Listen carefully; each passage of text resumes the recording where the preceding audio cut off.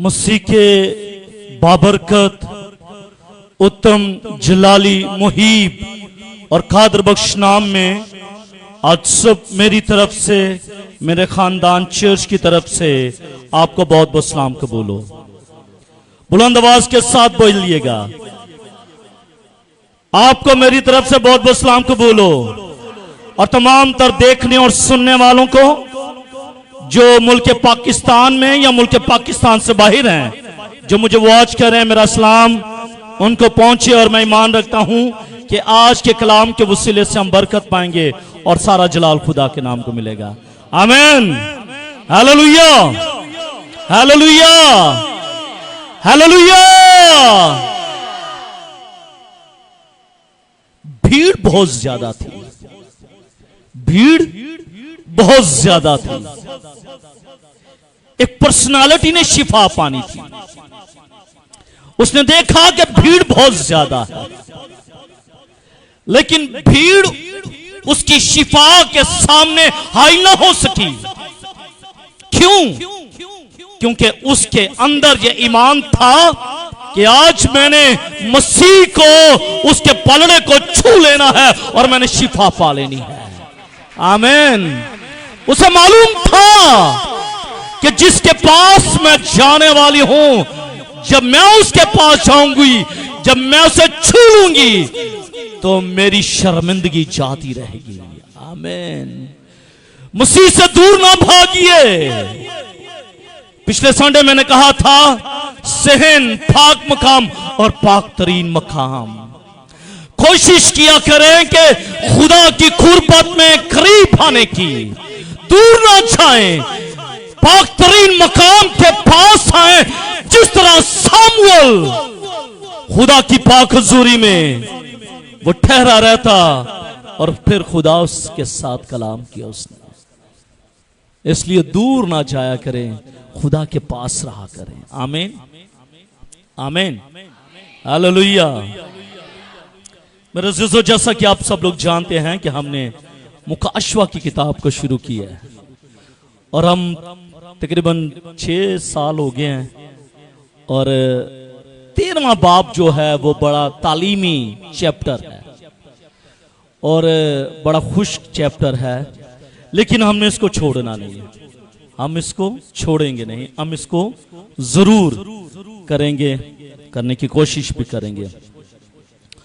इससे पहले कि मैं आज के कलाम को आपके सामने पेश करूं, एक बात कहना चाहता हूं। अगर मैं यहां से आखिरी जो बाजी बैठी हैं, बाजी जकिया, यहां से एंड तक, फिर ऊपर वाले तमाम, अगर मैं एक सवाल करूं कि आपकी जिंदगी के अंदर कोई परेशानी, कोई दुख, कोई तकलीफ है, तो सब ये कहेंगे कि कोई ना कोई टेंशन, परेशानी जरूर है। ऐसे ही है, कोई ना कोई है, कुछ ना कुछ कहीं ना कहीं आपकी जिंदगी में है।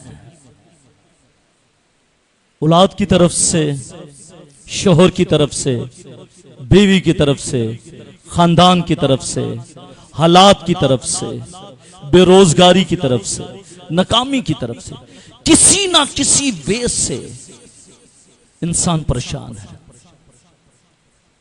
अगर मैं आज इस बेटी को कहूं कि तसल्ली दूं कि नहीं, परेशान ना हो, कुछ नहीं होगा, खुदा मेहरबानी करेगा, तो शायद ये तसल्ली वक्ती होगी, ये तसल्ली वक्ती होगी।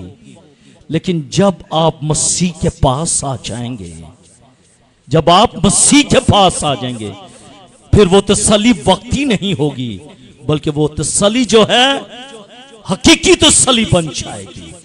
आप शादमान हो जाएंगे, खुशी आएगी, बरकत आएगी, प्रॉस्पेरिटी आएगी और खुदा का नाम जलाल पाएगा। होगा किस तरह? ये होगा किस तरह? बंधन टूटते हैं, जुए पिघलते हैं, रस्सियां खुलती हैं, भेड़ियां टूटती हैं। कब? जब आप प्रस्तिश में आते हैं, जब आप प्रस्तिश करते हैं, खुदा का रूह आपको छूता है और आपकी तमाम तो टेंशनें जाती रहती हैं और आप शादमान हो जाते हैं। आमीन।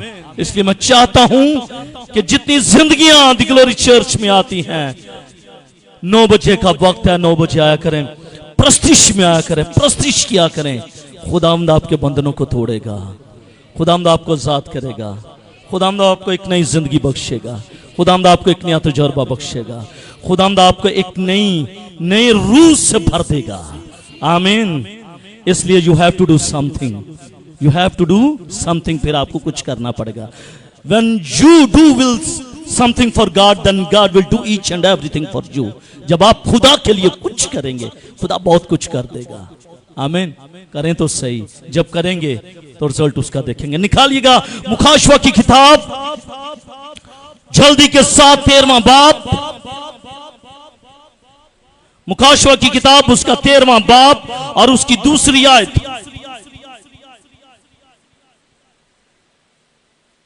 मुखाशवा की किताब उसका 13वां बाब और उसकी दूसरी आयत, सफा नंबर 251 पर ये वर्ड्स आपको मिलेगी। ने अहदनामे में आए खुदावंद की आवाज को समात फरमाइएगा। और जो हैवान मैंने देखा उसकी शक्ल तेंदुए की सी थी और पांव रीछ के से और मुंह बब्बर का सा। और उस अजदहा ने अपनी कुदरत और अपना इख्तियार और अपना तख्त उसे दे दिया। खुदा के पाक कलाम के पढ़े, सुने और समझ जाने पर खुदा की खास बरकत हो। सब कहेगा बा आवाज बुलंद आमीन। मेरे दोस्तों, मेरा टॉपिक है समुंदर के हैवान का हुलिया। समुंदर के हैवान का हुलिया मेरा टॉपिक है। The appearance of a sea beast, कि उसका हुलिया कैसा है, उसकी अपीयरेंस कैसी है, जो समुंदर में से निकला है और रेत पर जा खड़ा हुआ है। उसकी अपीयरेंस कैसी है, उसका हुलिया कैसा है। मेरे दोस्तों, कई साल पेशतर, बहुत साल पेशतर एक फिल्म आई थी जिसमें एक बला को समुंदर में से निकलते और लोगों पर हमला करते हुए दिखाया गया था। समुंदर में से एक बला निकली, उस बला ने इंसानों पर, जिंदगियों पर उसने हमला किया, उस बला ने। और उस फिल्म का नाम क्या? उस फिल्म का नाम creature from the black lagoon. ये उस फिल्म का नाम, जब आप इस फिल्म को देखेंगे तो आप देखेंगे कि एक बला समुद्र में से निकली है और उसने हमला किया है इंसानों पर। और ये जो बला वहां से निकली है, ये कैसी है? ये बला, ये हैवान जिसका हवाला मैंने पढ़ा है, इसकी अपीयरेंस अभी हम बाद में देखेंगे। लेकिन उस फिल्म की जो बला है, उसकी अपीयरेंस बताने लगा हूं। एक ऐसी सब्ज रंग की बला के बारे में थी जो आधी मछली थी और आधी छिपकली जैसी थी। वो बला जो समुद्र में से निकली, जिस पर फिल्म बनी है, और उसके बड़े बड़े होंठ थे और ऐसे लगता था कि किसी अनाड़ी सर्जन के हाथों इसकी प्लास्टिक सर्जरी हुई है। अगर मुखालफे मसीह जो 7 साला दौर में आएगा, उसका ज़ाहिरी हुलिया और उसका तनतोष भी ऐसा ही हुआ, तो दुनिया के दिल उस पर फरिश्ता हो जाएंगे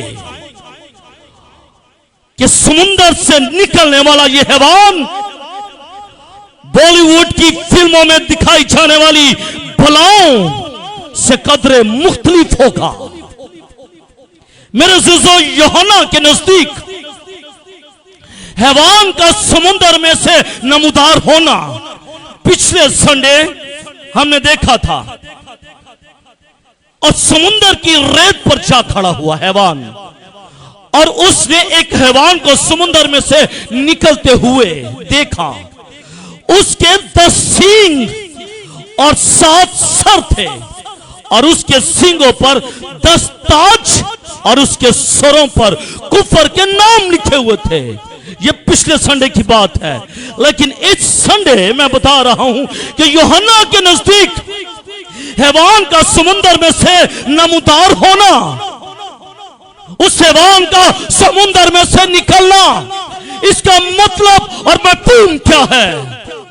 तो आइए एक मर्तबा फिर हम बाइबल मुकद्दस की तफसीर शुरू करने से पहले हम बाइबल मुकद्दस के वो तमाम तर हवाला जात को समझने की कोशिश करेंगे, जिससे हमें मालूम पड़ेगा कि ये हैवान और इसकी अपीयरेंस का मुकाशवा क्या है। इसकी अपीयरेंस का जो मुकाशवा है, यकीनन उसके अंदर एक भेद पाया जाता है, एक भेद छिपा पड़ा है, और आज उस भेद को हम जानने की कोशिश करेंगे कि वो भेद क्या है जो आज हमने पढ़ा है। कि उसकी शक्ल जो है, जो उसका चेहरा है, वो तेंदुए की सी थी, और उसके पांव जो हैं वो रीछ के से, और उसका मुंह बब्बर का सा था। ये 3 उस हैवान की अपीयरेंस बाइबल मुकद्दस हमें बताती है। लेकिन इससे पहले कि हम इनको देखें, हम ये देखेंगे कि हैवान का हुलिया, इस हैवान का हुलिया किसी एक जंगली जानवर से नहीं मिलता। क्यों? क्योंकि अभी हमने पढ़ा है उसकी शक्ल जो है तेंदुए की सी है, उसके पांव रीछ के से हैं, और उसका मुंह बब्बर का सा है। इसका मतलब है कि यह हैवान किसी एक जंगली जानवर के साथ नहीं मिलता। इसकी अपीयरेंस जो हमें बाइबल मुकद्दस के अंदर हमें मिलती है, वो मुख्तलिफ जानवरों के साथ हमें मिलती है। मेरे अज़ीज़ों, दानियल की किताब उसके 7वें बाब और उसकी 7वीं आयत का जब हम मुताला करते हैं, तो वहां पर भी एक हैवान का जिक्र हमें मिलता है, और वो हैवान हौलनाक, वो हैवान हैबतनाक, वो हैवान जो है वो नहायत ही जबरदस्त है दानियल की किताब के अंदर। और इसमें बाबुल की हुकूमत, इसके अंदर बाबुल की हुकूमत और मादियों की हुकूमत और फारसियों की हुकूमत और यूनान की हुकूमत की खूबियां मौजूद। ये नहीं है कि सिर्फ और सिर्फ उसका चेहरा जो है, जो उसकी शक्ल है, वो तेंदुए की सी है। हम देखेंगे आगे चलकर कि तेंदुए जैसी क्यों है, और उसके पांव रीछ की तरह क्यों हैं, और उसका मुंह जो है वो बब्बर का सा था क्यों है, देखेंगे हम। लेकिन बाबुल की हुकूमत, मादी फारसियों की हुकूमत और यूनान की हुकूमत की खूबियां मौजूद हैं। हम यकीन से कह सकते हैं कि मुकाशवा उसका 13वां बाब जो है, वो 13वें बाब वाली हुकूमत में भी तेंदुए की सी तेजी, तेज जहानत और शाइस्तगी की खूबियां मौजूद, रीछ की सी ताकत और वैशीपन और शेर बब्बर की सी ताकत और शान और जाबराना खूबियां हमें नजर आती हैं। इस हैवान जो समुंदर में से निकला है, यूहन्ना ने क्यों उसकी शक्ल जो है वो तेंदुए की सी थी लिखी है, आज सुबह हम देखेंगे। पहला नुक्ता कि उसकी शक्ल तेंदुए की मानित, उसकी शक्ल, उसका चेहरा जो है तेंदुए की मानित, जो नहायत दिलकश, तेज ताकतवर और तुम मजाज होता है। तेंदुए के जो एट्रीब्यूट्स हैं, उन एट्रीब्यूट्स को मैं बयान कर रहा हूं कि जो नहायत ही दिलकश, तेज, ताकतवर और तुम मिजाज होता है। यूनानी संतलत की यही खूबियां हैं जो नबूकत नजर की मूरत के तांबे के शिकम और रानों के मुशाबे है। तेंदुए की तेजी, तेंदुए की जो तेजी है वो सिकंदर आजम की फतूहात की तेजी को जाहिर करती है। जिस तरह तेंदुआ तेज रफ्तार होता है, इसी तरह सिकंदर आजम की जो फतूहात है वो तेज रफ्तार की मानित है। उसके सर, उसके 4 सर उन 4 जर्नैलों की तरफ इशारा करते हैं जिन्होंने 323 काफमी में सिकंदर आजम की मौत के बाद संतलत को तस्लीम कर दिया। इन्होंने तकसीम किया था। इसका मतलब यह हुआ कि तेंदुए के अंदर जो तेजी पाई जाती है वही तेजी सिकंदर आजम की फतूहात के अंदर हमें नजर आती है कि वो तेजी के साथ उसकी फतूहात हमें बढ़ती हुई नजर आती हैं। दूसरी चीज, उसके पांव रीछ के से, उसके पांव रीछ के से, रीछ दूसरे जंगली जानवरों की निस्बत ज्यादा सुस्त, भद्दा और कमजोर जानवर। कभी आपने देखा है कि एक शख्स रीछ को खींच लेता है और कहता है आ बच्चा इसके सामने आ, तो वो बच्चा जो है वो अपनी गर्दन उसको दे देता है, लेकिन वो कर कुछ नहीं सकता, कर नहीं कुछ सकता। लेकिन हमें डर और खौफ लगता है, हमें डर और खौफ लगता है। कभी रीछ को देखा है? यस, वो अक्सर मोहल्लों में आता है और उसके साथ एक शख्स होता है और एक बच्चा भी होता है जिसको बच्चा जमूरा कहा जाता है। रीछ को जब देखें याद करिएगा कि जब वो चलता है किस तरह चलता है, ऐसे ऐसे ऐसे चलता है। भद्दा है वो, तेज रफ्तार नहीं है वो सुस्त है, वो कमजोर है, इस तरह चलता है, ऐसे ऐसे। लेकिन जो शेर है, जो बब्बर है, वो उसकी रफ्तार, चीते की रफ्तार कैसी है? वो बहुत तेज होती है। लेकिन जो रीछ की रफ्तार है, रीछ जो है वो सुस्त है, भद्दा है, कमजोर है। और ये चीज जो है ये जाहिर करती है, मादी और फारसियों की हुकूमत को जाहिर करती है। यही खूबियां हमें मादी और फारसियों की हुकूमत में नजर आती हैं कि वो सुस्त, वो भद्दी और कमजोर वो हुकूमतें हमें नजर आती हैं।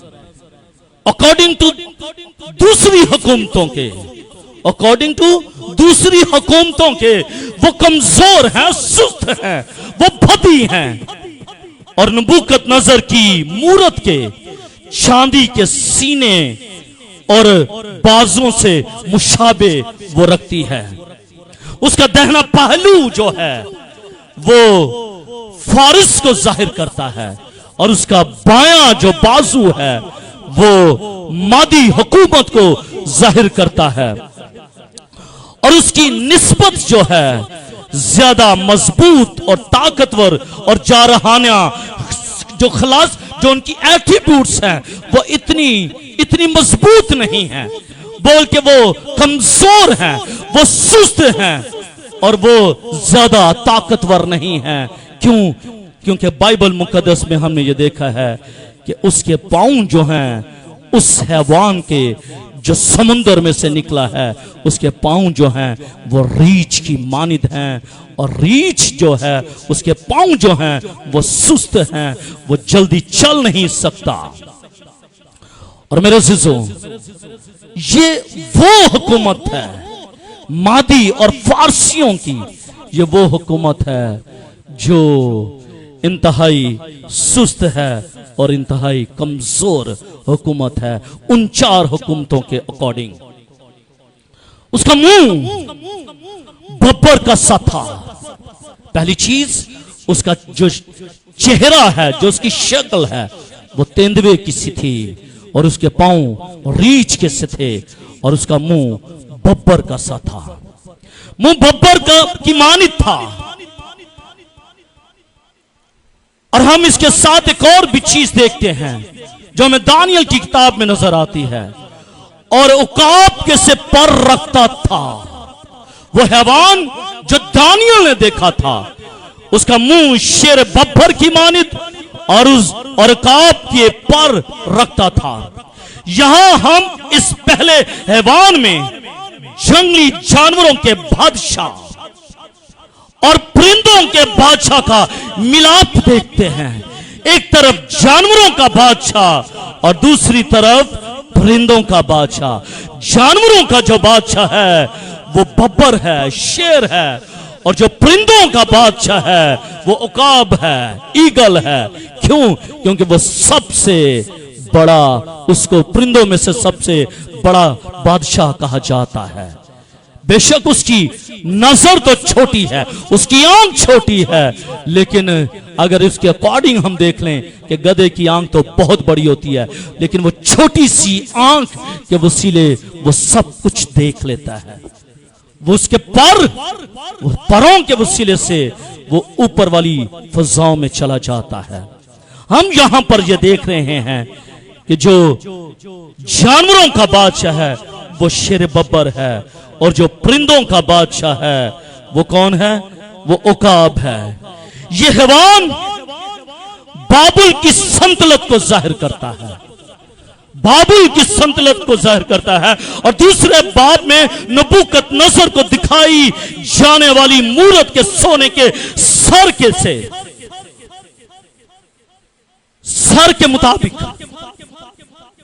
बादशाह सर, और ये जो हैवान है ये बाबुल की हुकूमत को जाहिर करता है कि जिस तरह वो हुकूमत कर रहा है और बादशाह की हैसियत से, इसी तरह ये जो है ये बादशाह है, ये बादशाह है। इसके अंदर क्वालिटीज पाई जाती हैं और उसका चेहरे की क्वालिटीज, उसके पांव की क्वालिटीज और उसका जो तीसरी चीज है उसके मुंह की क्वालिटीज।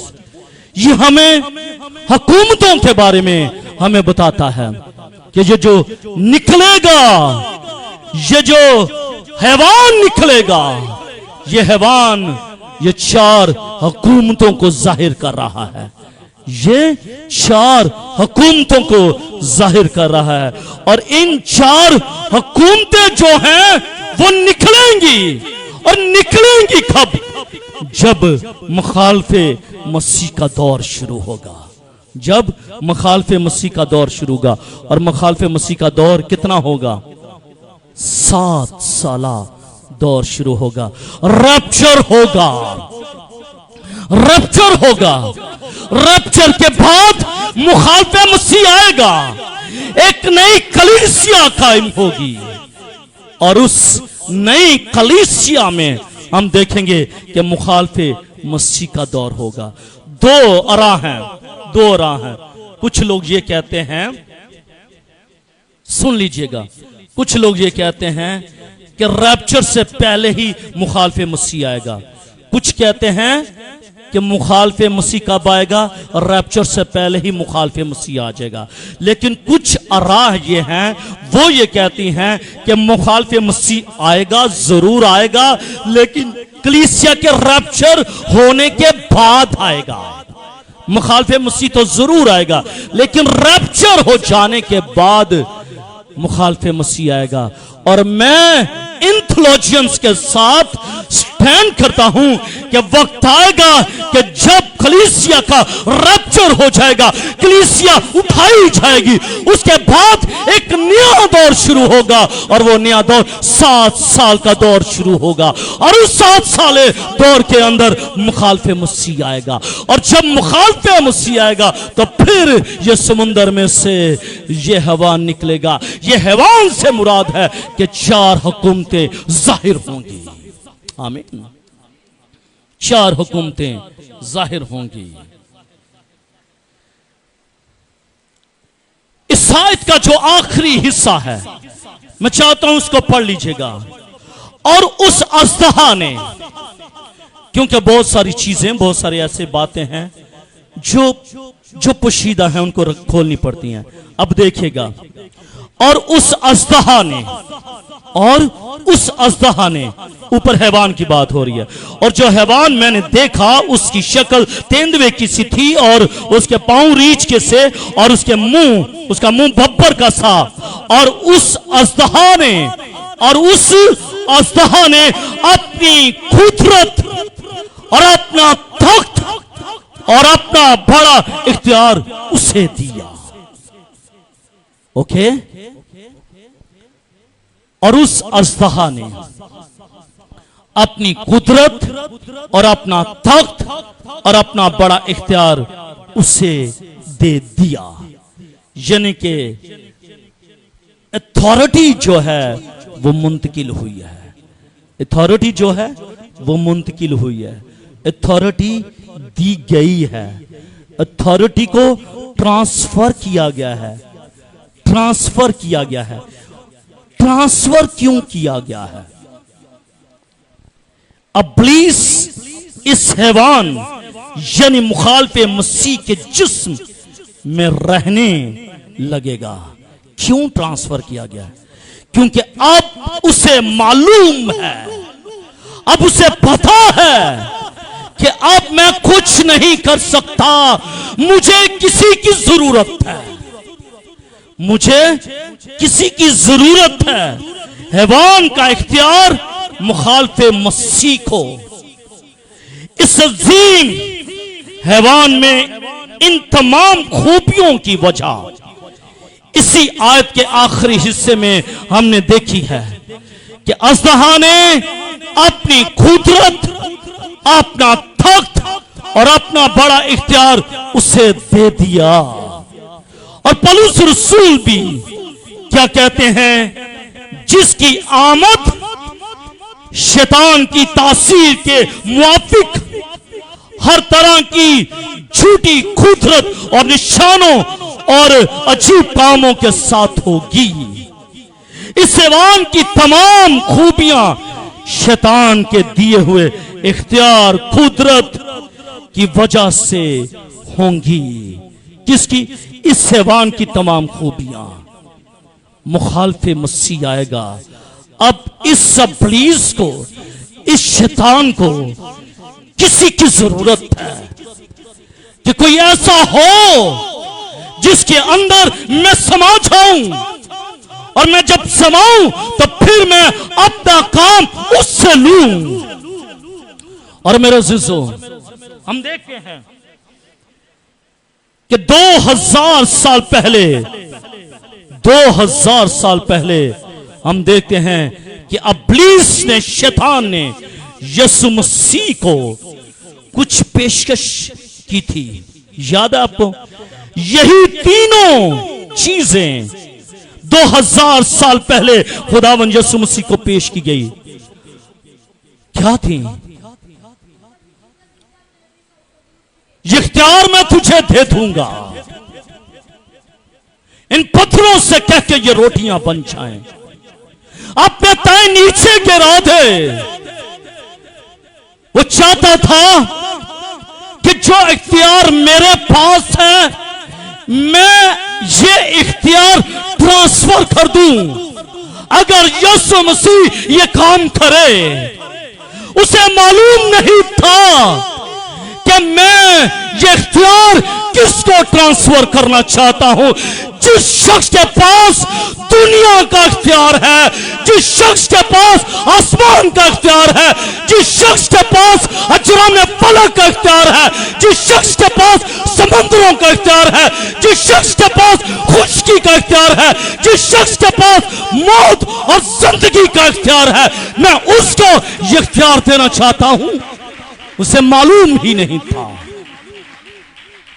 और मसीह जानता था, मसीह जानता था कि इसके अंदर क्या है, मसीह जानता था।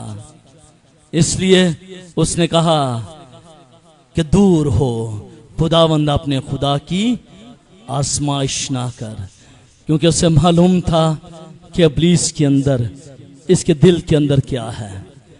याद है वो वाकया जब मूसा ने भी कहा था, मूसा ने खुदा को कहा चल बता तेरा नाम क्या है, तेरा नाम क्या है। खुदा को पता था, खुदा ने मिस्र में भेजा था, उसे मालूम था कि मूसा क्या चाह रहा है, मूसा क्या चाह रहा है उसे मालूम था।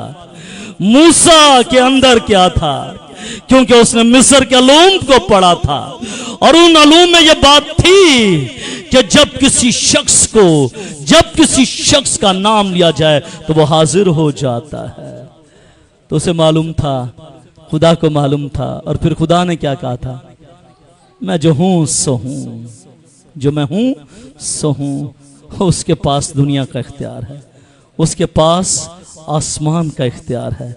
4 जानदार 24 बुजुर्ग 1,40,000 अशखास उसके तख्त के सामने बरे की सताइश करते हैं और ये कहते हैं कि ज़बा किया हुआ बरा तारीफ तमजीद हशमत और बुजुर्गी के लायक है।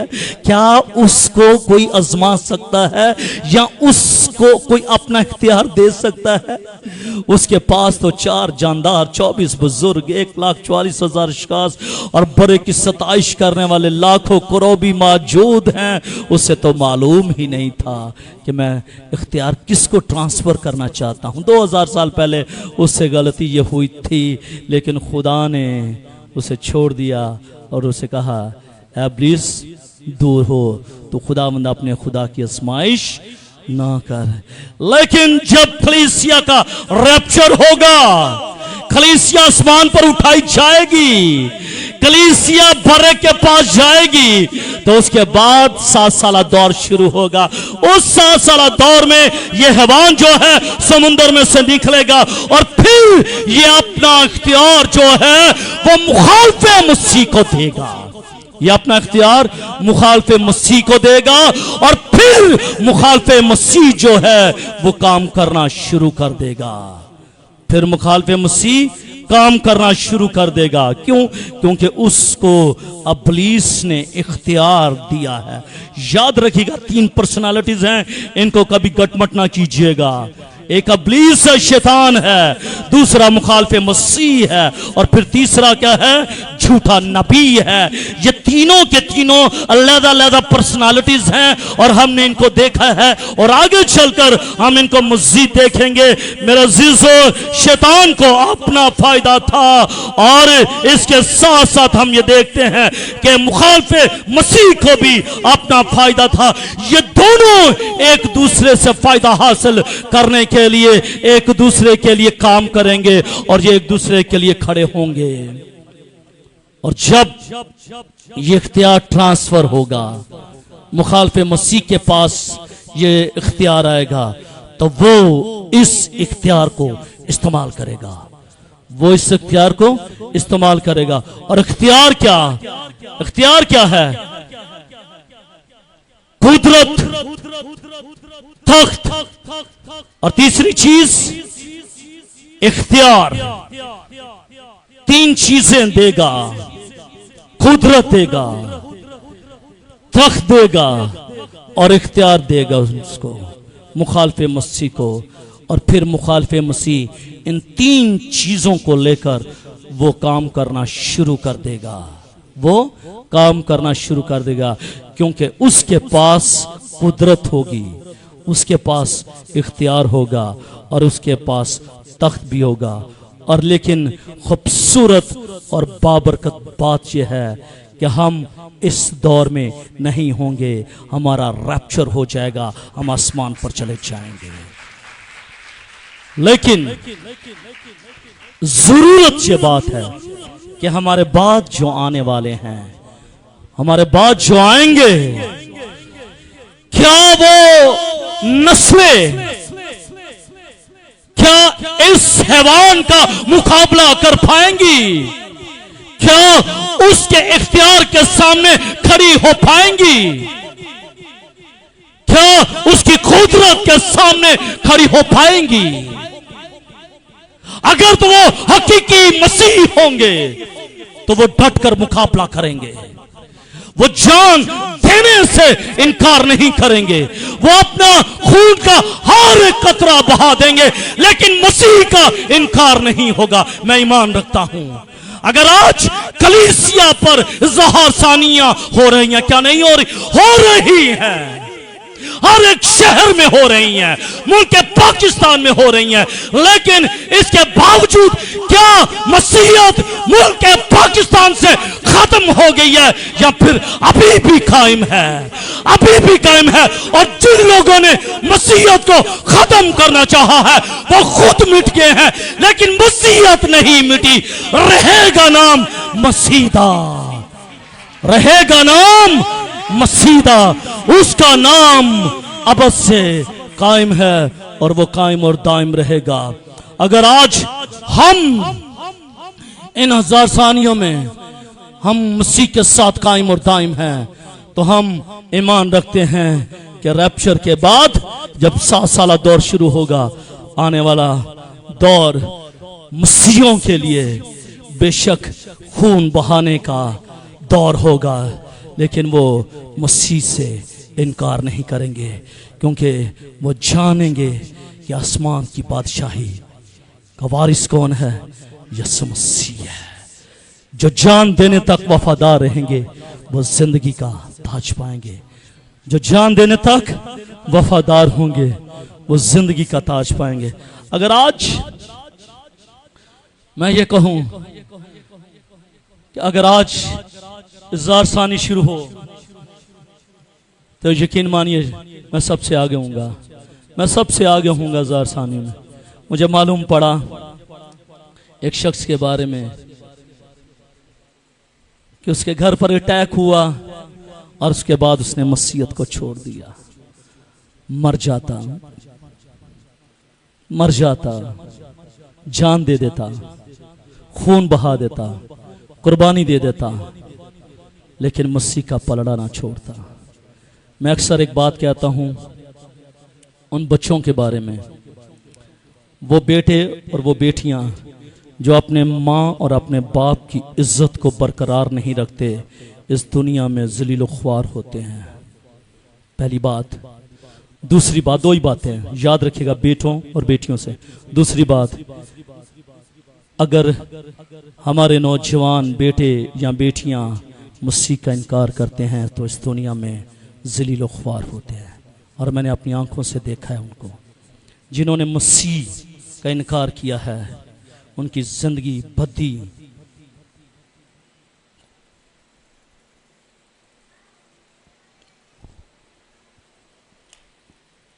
खुदा से दूरी, हलाकत, मौत का शिकार हो जाते हैं। इसलिए मेरे अज़ीज़ों, मसीह का पलड़ा कभी ना छोड़िएगा। बेशक ये इख्तियार ट्रांसफर होगा, ये इख्तियार ट्रांसफर होगा, और अगर इख्तियार ट्रांसफर होगा तो उस इख्तियार के सामने मुझे और आपको खड़े होने की ज़रूरत है। बेशक अभी ये दौर नहीं, बेशक ये दौर अभी नहीं, लेकिन जिस दौर में हम भी रह रहे हैं वो भी दौर कोई आम दौर नहीं, बल्कि बहुत ही सख्त दौर है। लेकिन मुबारक हैं वो जिंदगियां जो इस दौर में भी उसके साथ वफादार होंगी और आसमान की बादशाही की वारिस होंगी और ज़िंदगी के ताज को हासिल करेंगी और अब्दुल-आबाद उसके साथ रहेंगी। यीशु मसीह ने यूहन्ना से ये कह दिया था, खौफ ना खा। क्या? खौफ ना खा, देख मैं मर गया था, अब जिंदा हूं और अब्दुल बाद जिंदा रहूंगा और मौत और आलम रुबा की कुंजियां मेरे पास है। आमीन। उसके पास इख्तियार है, जिंदगी का भी और मौत का भी इख्तियार उसी के पास है। और अगर इख्तियार उसके पास है तो फिर डरने की किस चीज की क्या जरूरत है? डरने की जरूरत है? सानू मौत दी नहीं परवाह, सानू मौत दी नहीं परवाह, साडे नाल नाल है। आमीन। इसलिए मेरी गुजारिश है कि आप हमेशा उसके साथ लिपटे रहें, उसके साथ जुड़े रहें और खुदा की कुदरत को अपनी जिंदगी में देखिएगा कि खुदा की कुदरत, खुदा के अजीब काम किस तरह मैनिफेस्ट होते हैं आपकी जिंदगी के अंदर। और अगर आप इख्तियार को, कुदरत को, तख्त को देखकर डर गए तो फिर आप जिंदगी के बादशाह की अबाइड नहीं कर सकते। इसलिए अगर जिंदगी के बादशाह की पैरवी करनी है, दलेर हो जाएं, स्टैंड लें, आगे बढ़ें और खुदा के नाम को जलाल दें। आए सब अपनी आंखों को बंद कीजिएगा, अपने सरों को झुकाइएगा, हम दुआ मांगे। आसमानी खुदावंद, मैं यस्सु के नाम के वसीले से आज सुबह तेरी शुक्रगुजारी करता हूं, तेरे कलाम के लिए, इन खूबसूरत बातों के लिए जो खुदावंद तूने अपने तहरीरी कलाम में से हमें बख्शी हैं। तेरा शुक्र करता हूं। बस खुदावंद हम सबों को छू दे ताकि खुदावंद हम तेरे कलाम को खुदावंद अपने दिल में रख लें और खुदावंद तेरे खिलाफ गुनाह ना करें, बल्कि तेरे साथ लिपटे और जुड़े रहें और हमारी जिंदगियों से तेरा नाम जलाल पाए।